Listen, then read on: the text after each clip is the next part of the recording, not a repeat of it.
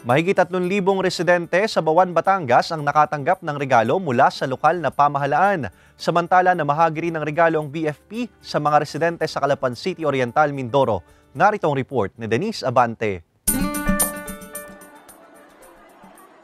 Nasa mahigit 3,000 mga residente mula sa 42 barangay sa Bawan, Batangas ang nakatanggap ng regalo mula sa lokal na pamahalaan. Bahagi ito ng taunang aktibidad ng Bawan LGU para sa mga residente tuwing Pasko. Malaking tulong naman daw ito para sa ilang residente dahil pandagdag daw ito sa kanilang maihahain sa kanilang hapag. Ang mga nakatanggap pawang mga lehitimong residente lamang ng bayan. Asahan daw ng mga residente na magtutuloy-tuloy ang aktibidad ng LGU hanggang sa mga susunod pang taon.